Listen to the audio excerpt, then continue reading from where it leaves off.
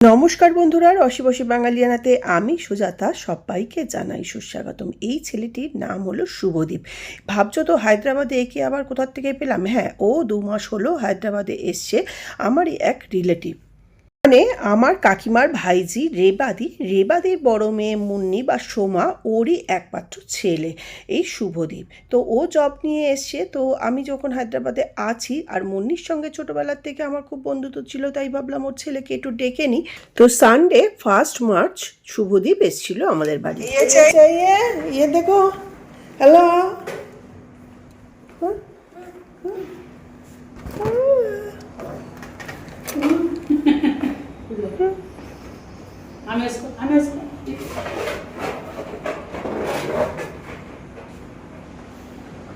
Hey baby. Tara balloons.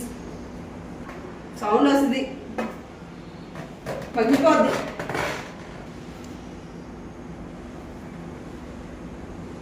Itra.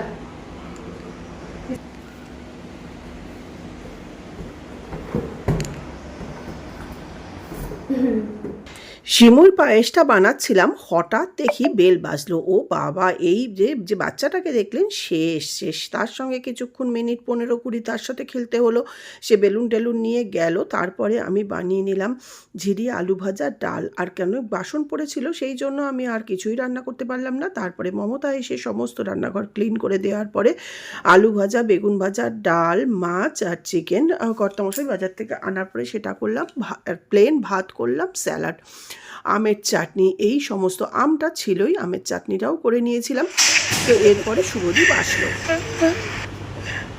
ও বলছে মনে হয় খুঁজে পাচ্ছে না, মা তুমি যাও তো। চলো চলো চলো,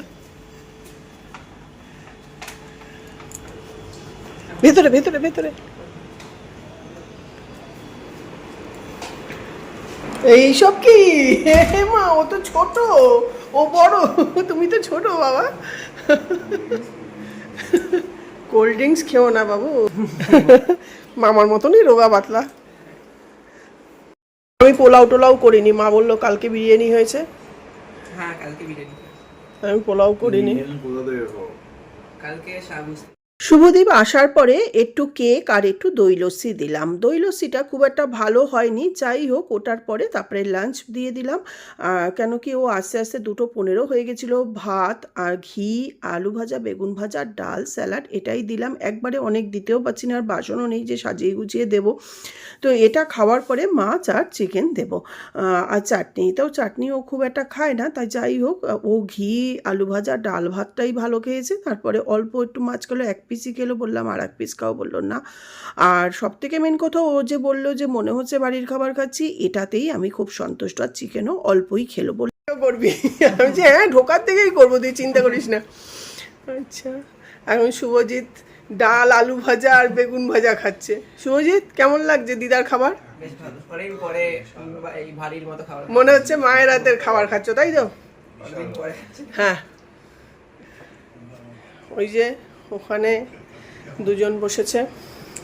এরপর খাওয়া দাওয়ার পরে সবাই একটু খেলা দেখলো আর ঘুমিয়েও পড়েছে, সেই জন্য আর ভিডিও সেভাবে হয়নি। যাওয়ার আগে আমরা 3 জন একটা সেলফি তুলে নিলাম। তখন কর্তামশাই ওয়াশরুমে ছিল, সেই জন্য তার আর তোলা হলো না। এই আর কি, এইভাবেই দিনটা ভালোভাবে কাটলো।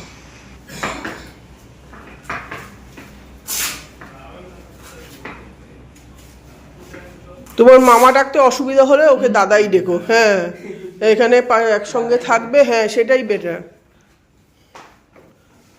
মুন্নি থরেই জীবনে আমায় কোনোদিনও মাসি ডাকতো, সারা জীবন নাম ধরে ঝুমা তুই দেখারি। হ্যাঁ এসো, হ্যাঁ এবার তো চিনে গেলে, অসুবিধা নেই। হ্যাঁ, দেখো কাণ্ড, ওইটুকু বাচ্চা ছেলে, সে আবার যেহেতু 26 তারিখে ছেলের জন্মদিন গেছে, সে আবার একটা গণেশ মানে গিফট নিয়ে এসছে, সঙ্গে কোল্ড ড্রিঙ্কস, আবার মিষ্টি। মিষ্টিটা পেয়ে যদিও আমি খুশি হয়েছি, মিষ্টিটা ম্যাক্সিমাম আমিই খেয়েছি, খুব ভালো হালকা মিষ্টি।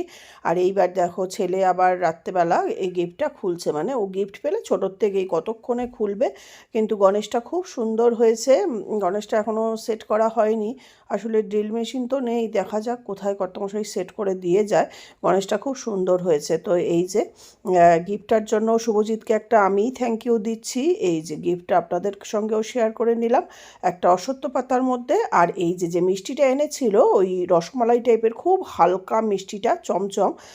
তো আজকের মতন ভিডিওটা এই পর্যন্তই। নমস্কার, ধন্যবাদ, টাটা, বাই বাই। আবার আসবো অন্য কোনো ভিডিও নিয়ে অন্যভাবে। আমি রসে বসে বাঙালি সুজাতা।